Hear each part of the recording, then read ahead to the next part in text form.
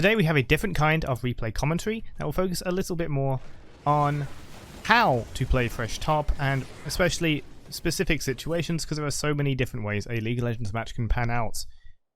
So this one may actually come out a few days after recording and a few days or weeks after playing. So I sincerely hope you enjoy, sincerely hope you're able to learn something from this, and do not take it as a proof of concept. Do not take this to say AD Thresh is overpowered, whatever. Just take it as a how-to if you wanted to.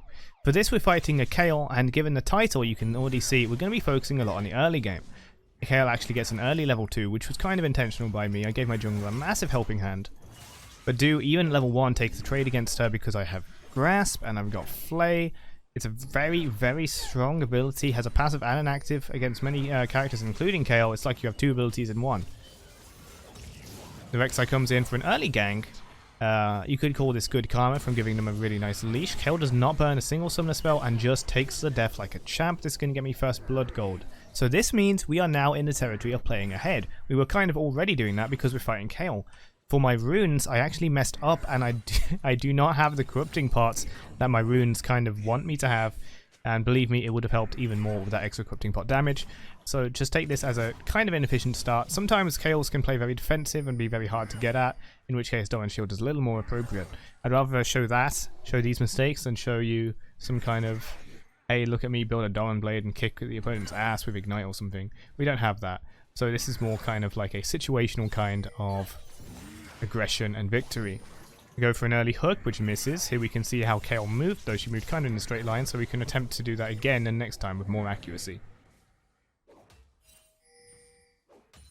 Since I have some gold, and we can see that Shaco was spotted in the bottom side jungle as our both junglers are contesting the bottom crab, I decide to go for this before my recall, to use my phone.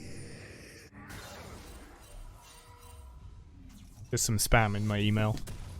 There's some weird kind of like, hey, get rich fast schemes on YouTube. Don't worry about it.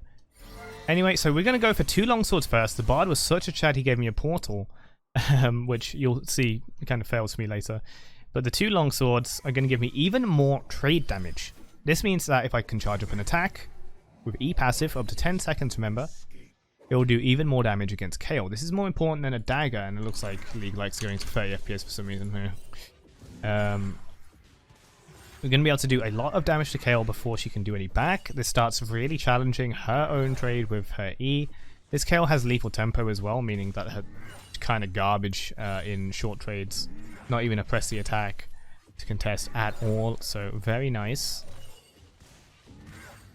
And we still have the Dawn Shield active, so we definitely win every single trade we're in, whereas she went for a Dawn Blade, which is very optimistic, let's say. So we freeze the lane, we kind of, well, not freeze, sorry, we slow push the lane as Kayle has disappeared, likely to go back. We could see in the replay screen at least that she has a recurve bow now, which is going to give her a bit more on his effects. But we can see that she's level 5, I'm level 5, no level 6 yet for Kayle, meaning no range for Kayle. So I'm going to go ahead and I'm just going to walk up to her and be like, hey, what's up?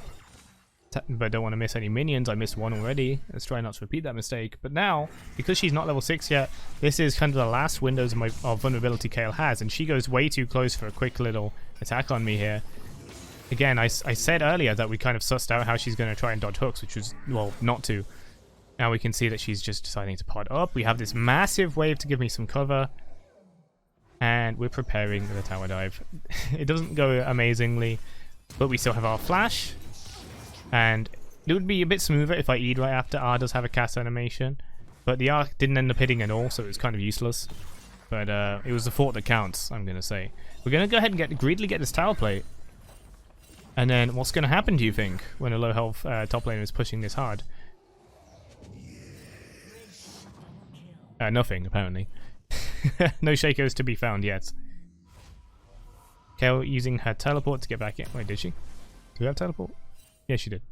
It's hard with replays. It's hard with me. So now we have tabbies, and tabbies, or steel caps, work well against literally every member of their team, except Rel, I guess, because Shaco had Halo Blades, which marks a damage AD Shaco.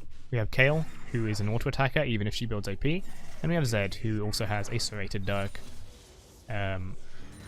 So it's very much worth getting them, and tier 2 boots are almost always worth getting early because of just how much move speed they provide, and usually they are bundled with really good stats.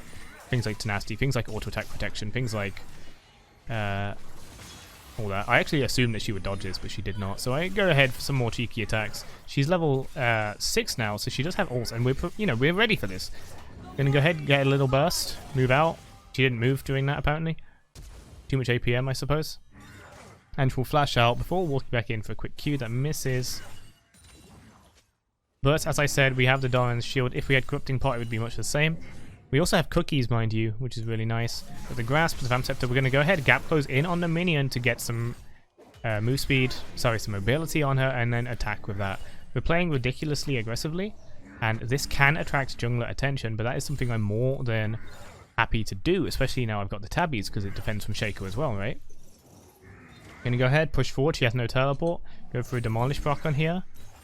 You can kind of tell by the replay camera that something's going on, and Shaco puts down a box. And here's a little important thing here, is that you can easily attack Shaco into his thing there. And because we've been attacking the turrets, our E is still stacking up for the 10-second duration. Unfortunately, enemy Shaco is just out of range here, so I'm not able to go for it. I decide, for some reason, to pop the clone for fun. Just things I do. Also attempting to kind of bait him. Unfortunately, hook does not connect, but as we'll see in the mini-map, in the bottom right, Shaco was actually planning to go in on me there. And I think if he did, he would die. Because I still have Vamp Scepter and these tabbies. Even if he landed the backstab, I do not think he would get it. Due to top laner, like sheer Chad power that they have. As you can see there, I struggled with the tunnel a bit. Now, the the support and the jungler have decided they want a bit of that Kayle action. She's now 0-4, poor Kayle. And gonna go ahead and use that to take advantage of it and push up. Now, you might be thinking, how do I get this kind of winning situation? You don't really. It's what you do with the winning situation that counts more than actually achieving the winning situation. Now, if you don't do the right moves, then you're not going to get one. But having the jungler come in, having the bard come in even, help. But they're not going to happen all the time. You're going to have junglers that decide to int your lane instead some games. And that's just League of Legends. However, even without the early gank, we could still bully Kayle the way we are. But because we have the early gank, we can do it much more. We know that Rek'Sai pinged that she's coming in. If she wasn't, then we could retreat here. But because she is, we can go ahead, get her the ult over. And again, pop the clone for fun. We got an ignite as well from Shaco. Kind of walking up, again, kind of inviting Shaco. A little dangerous and also a little risky. In this situation, I would probably lose a fight with Shaco. But I'm, fed enough to test it. But if that happens, then Shaco would be further from Dragon, which is nice for us. However, Shaco did not take any kind of action on me and instead goes straight to the dragon and does actually claim it, despite dying. Zed gets it.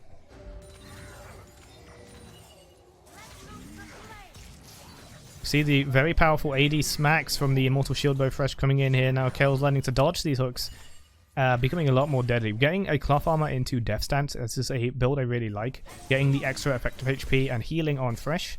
Has synergy actually with Thresh's armor scaling passive against physical damage opponents, because your EHP against physical damage opponents goes up for every 1 point of armor you take, which you get automatically from souls, and can get quite a lot of them, may I add.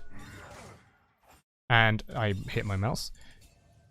Therefore, the more we heal, because no magic damage really coming our way, not much, there's a little bit from Kayle, we can effectively get more healing by buying and having more armor. Anyway, Kayle runs away with 2 little health, and we're going to go ahead and push this. Again, we're kind of inviting 1v2s. We've got the full shield bow now as well, level 11. Even a Thresh has significant advantage in this situation. We're going to go ahead and steal their jungle while we're so pushed up, and have a look around.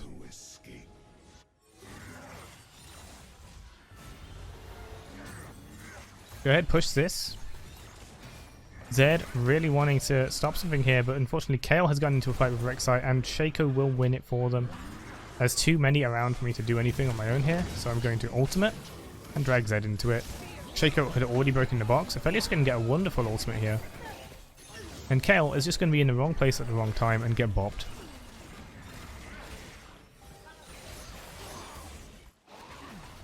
Dogmaul gets some hits off, and I'm going to recall because I have a lot of gold and only half health.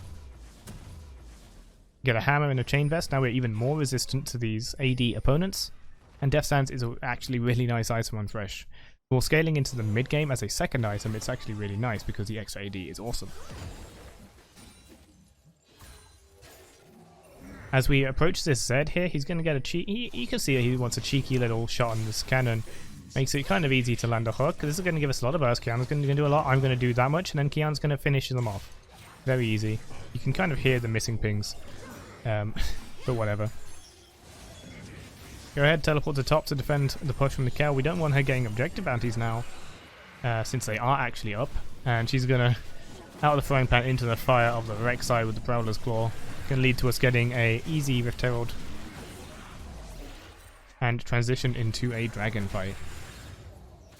As a over-leveled top laner, I can kind of walk you out where I want. I'm very tanky. You can think of Shield Bow as long as the passive is ready as extra health until anyone buys Serpent's Fang, or the enemies have Blitzcrank, or the enemies have whoever else bursts shields. I forgot who.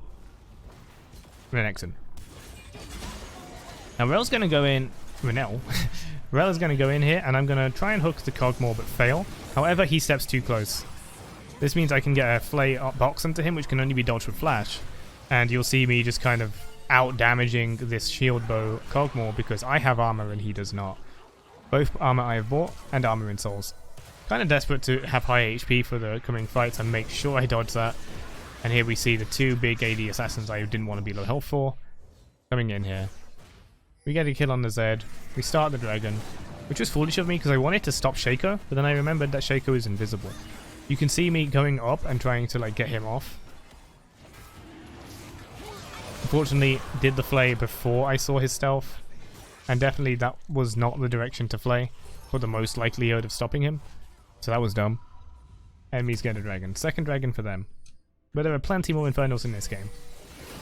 Bard's going to go ahead, get a nice little stun. I'm going to go ahead, chain seize the Kayle. There's nowhere to run anyway.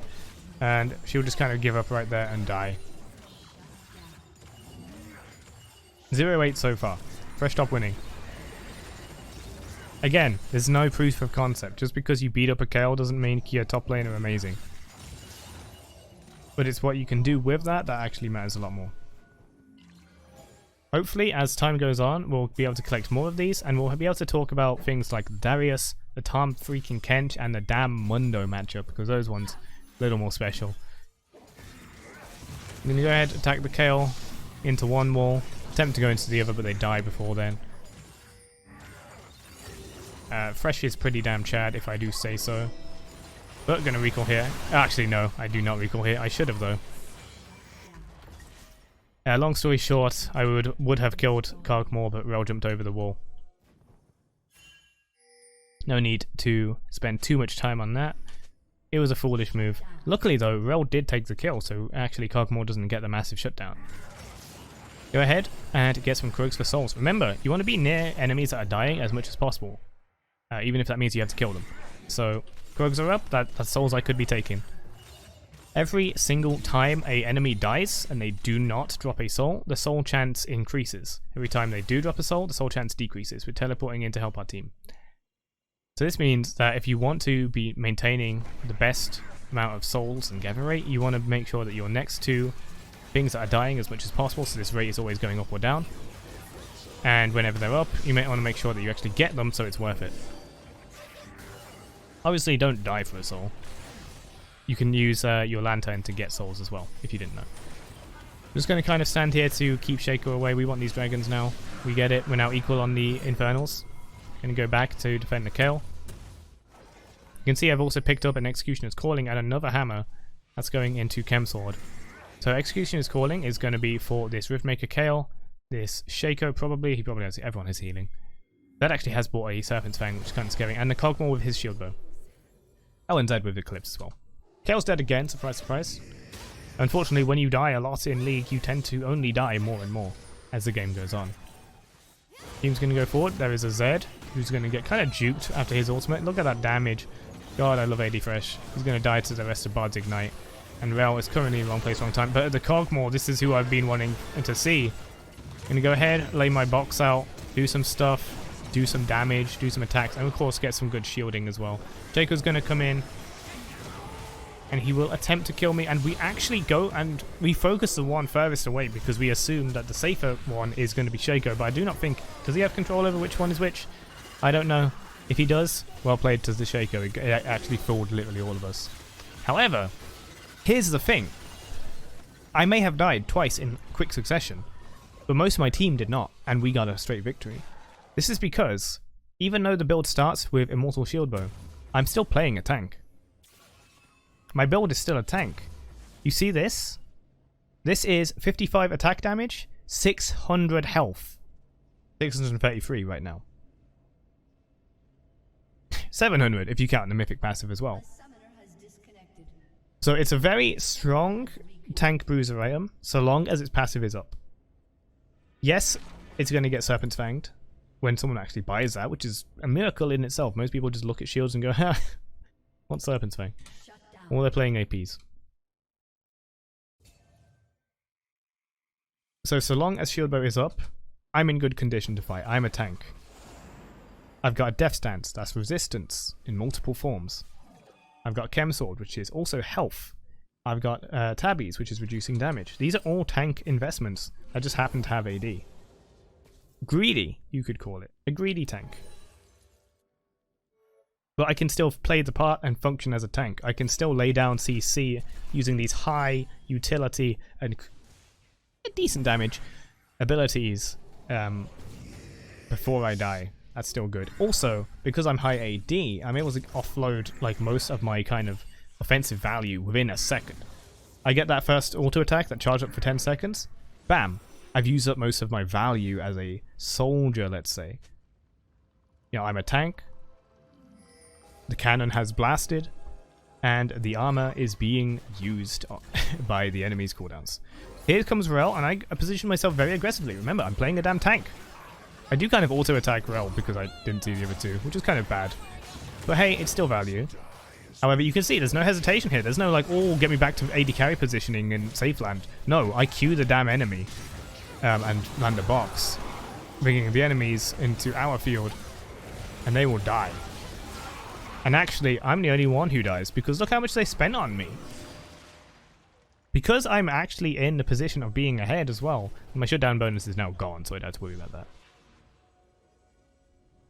Like, I am actually significantly tanky. Even with these kind of offensive purchases, you could dial this back and you could turn Death Stance into a Thorn Mail. You could take, kill Chem Sword into a Thorn Mail instead. And you would be completely fine. The classic teleport to your shadow because you want to have higher APM instead, even though it's literally right next to you. But that's wonderful. Now, if you were behind, then you probably shouldn't buy Shield Bow. But if you were less ahead, let's say, then maybe you would buy Thorn Mail. Maybe you would buy Wit's End, Force of Nature. Here I'm giving the Kian the gold because all I need is the souls. 121 souls, 30 minutes. Decently on time.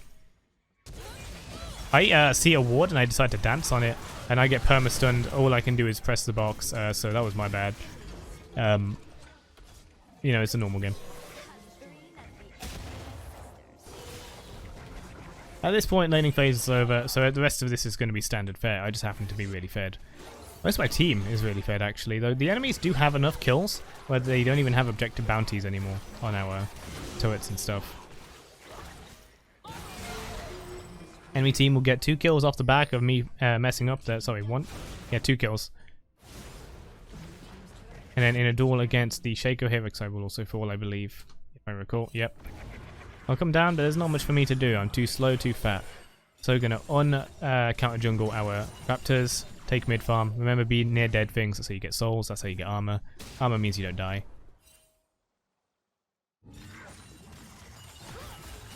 Do some passive farming while regrouping with the team. Here we are, back in mid lane. Ready to hopefully start something. We see mid inhibitor is open. Bot lane gets into a bit of a fight, but they win. Shaco is just here, so I taunt at him. Of course, it is a clone.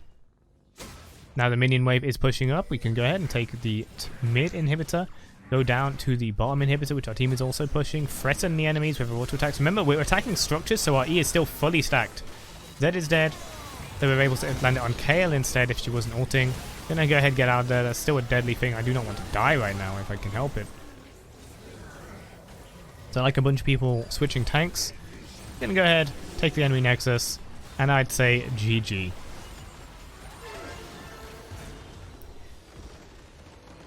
In a game like League of Legends, people get monstrously ahead actually all the time, so rather than wondering how to get there, sometimes you have to wonder what the heck you do with it.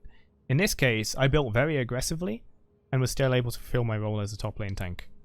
You can dial this back on someone like Thresh, who is extremely versatile, by going for Thornmail, you can see I was building Spirit. Anyway, hope you enjoyed. Take care. See you in the next one.